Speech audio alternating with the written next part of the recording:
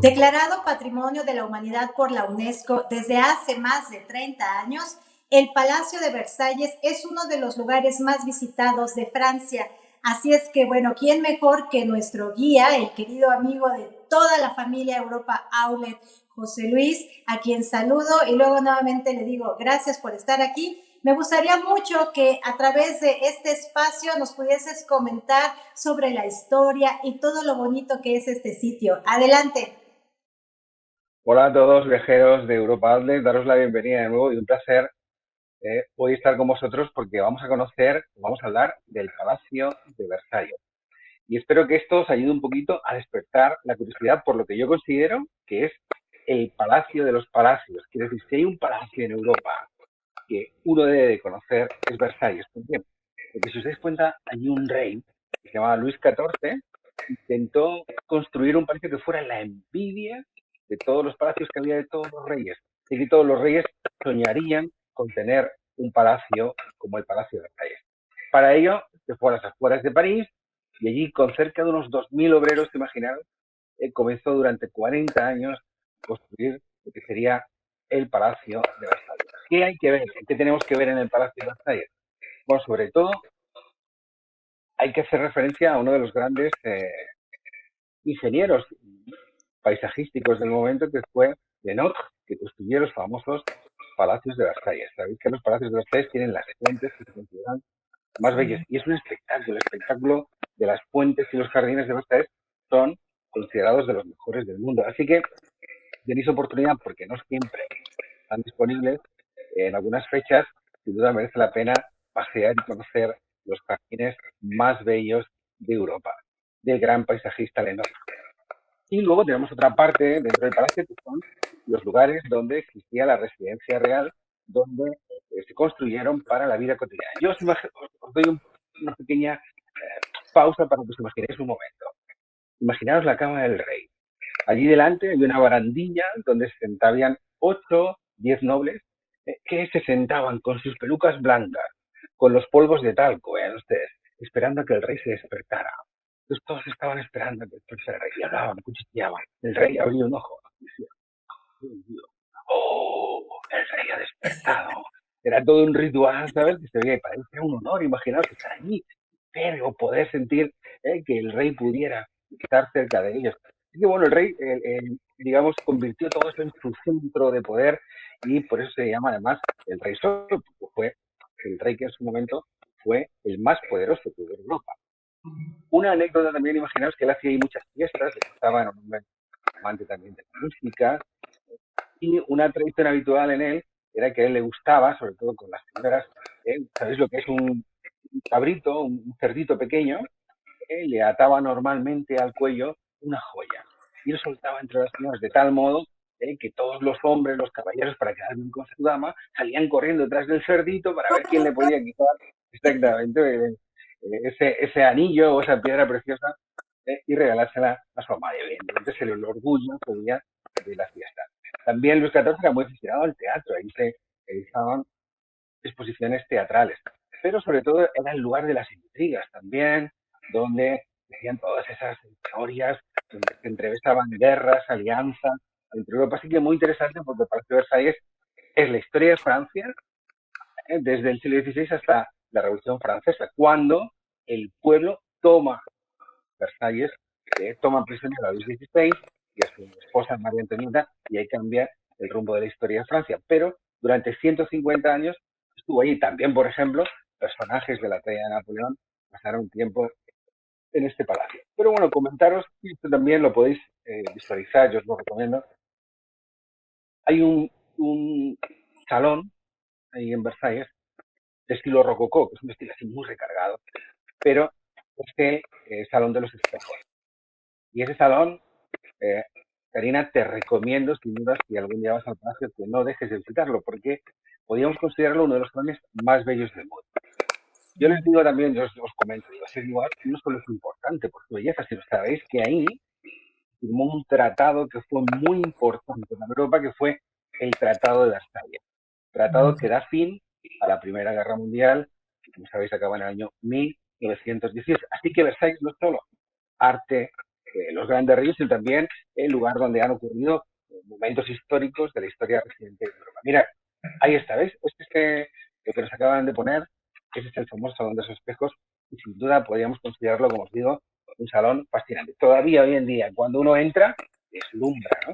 Porque Sí. es lleno de matices, de riqueza, de que es exuberante. Realmente es un alarde, imaginaros, de esa opulencia que tuvieron los reyes. Realmente consigue un efecto que todavía, tras 200 años, imaginaros en un momento al ciudadano, al hombre de aquella época, cuando entraba en un lugar así.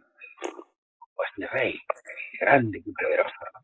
Así que, Karina, era un lugar sin duda donde si tú hubieras nacido hace 200 años estarías invitada a la corte, lo sabes.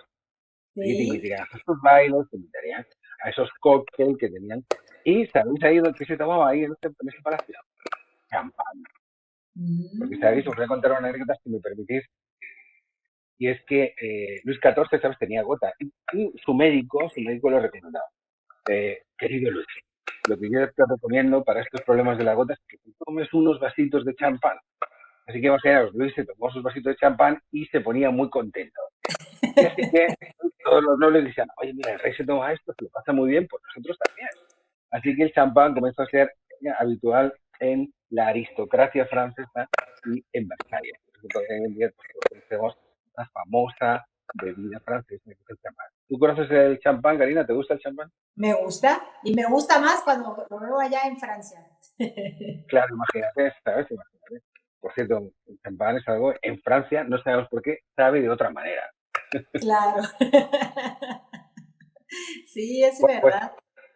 es un lugar sin duda recomendable y yo pues, lo recomiendo porque lo considero que es el palacio más importante de Europa y sobre todo nos habla un poquito sobre curiosidades, la historia y algunos reyes y reinas que también nos gusta conocer un poco qué pasó, cómo vivieron, cómo era toda esa tradición tan particular de la corte, muy interesante sin duda para que lo disfrutéis.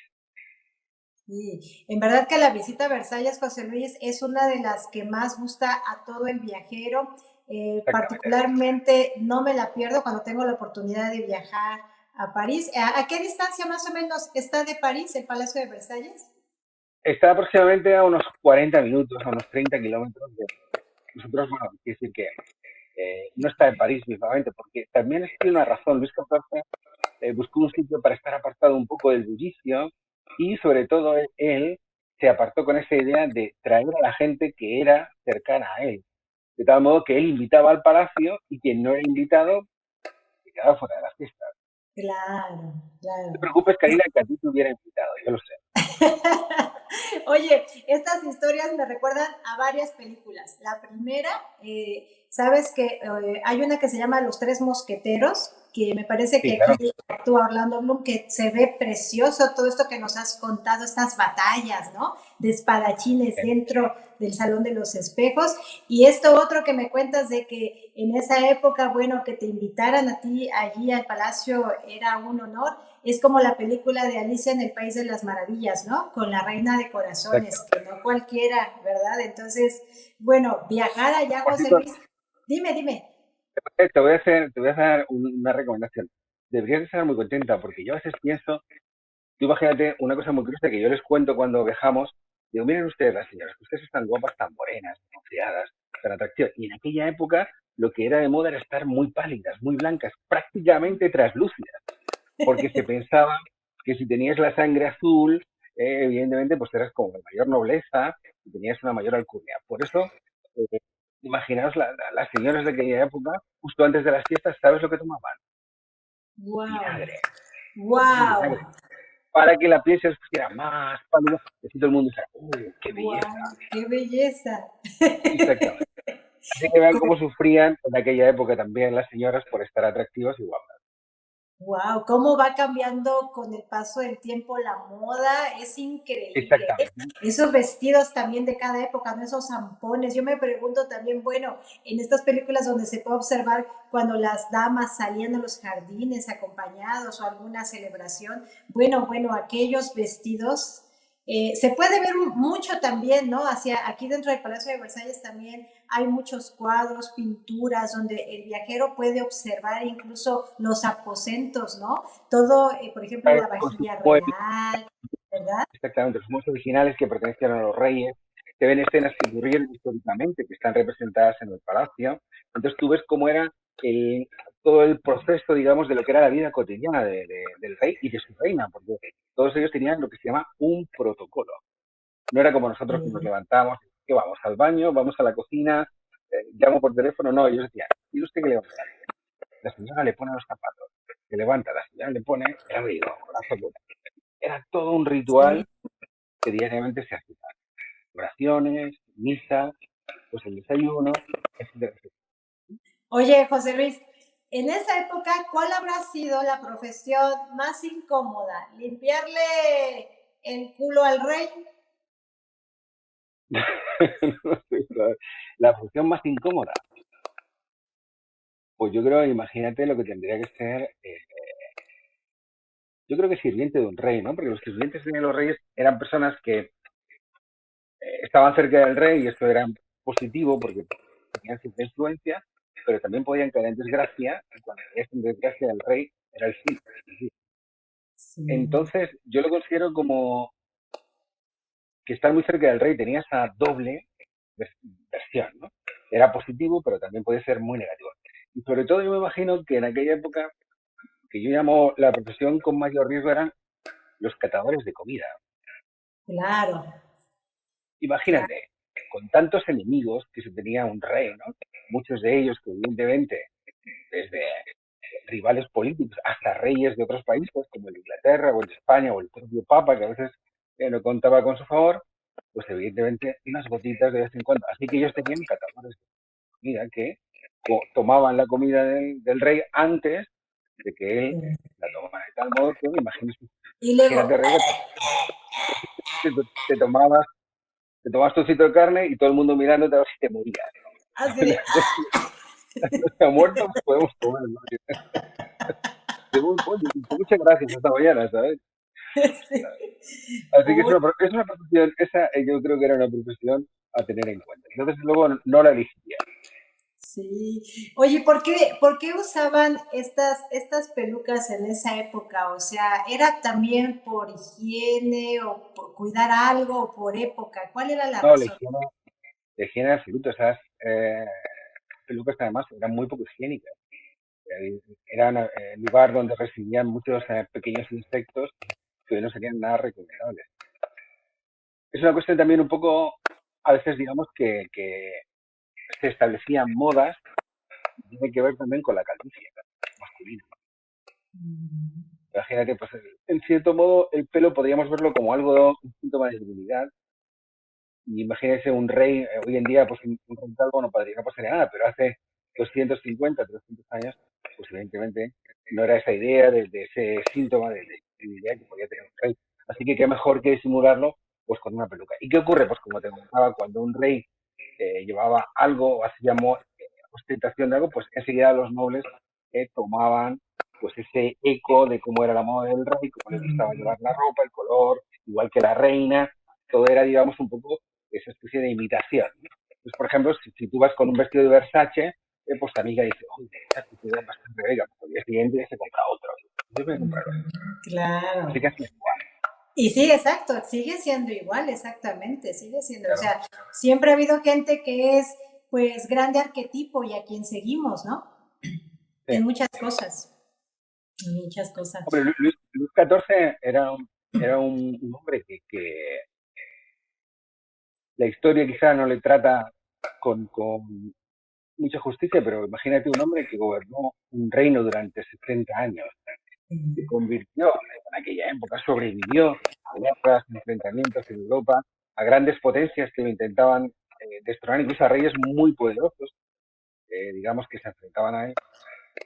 Incluso pues tuvo la habilidad de apoderarse del reino español, dice, del imperio. O sea, fue un hombre que supo manejarse muy bien en aquella época y sin duda una excelente estrategia política. Lo que pasa, bueno, pues que entonces le vemos como el símbolo de esa corriente política que es el absolutismo, porque de él se dice que es esa famosa frase de ¿no? Todo soy yo, es como que yo hago y deshago. Es un personaje muy controvertido, sin duda, y la verdad es que un hombre que cuando le ves en las fotos, hoy en día no era nada agraciado, pero por lo visto tenía mucho éxito por ahí. Sí, tenía otra gracia. Oye, y para poder finalizar nuestra cápsula, ¿cuál es la razón, o sea, por la que Versalles tiene esos jardines reales tan hermosos? O sea, en varias ocasiones he escuchado por parte de los guías que regularmente siempre eran construidos para la reina, ¿no? Como lugar de paseo para ella, ¿verdad? Allí se construyeron varios palacios, digamos, con la idea de tener estos encuentros a veces mm, supuestamente anónimos. Ustedes han oído hablar de las favoritas de esas personas, ¿no? Que vivían cerca del rey, pero no vivían dentro de lo que podría ser el protocolo oficial. Así que se tenían diversos palacios. Y luego también, muy interesante, fue que ya se desarrolló todo el tema de un sistema de fuentes y la ingeniería hidráulica comienza a perfeccionarse. Entonces, con todo ese desarrollo comienzan a crear una armonía entre las fuentes y los jardines. Entonces, comienzan a hacer un espectáculo de agua, pero también visual.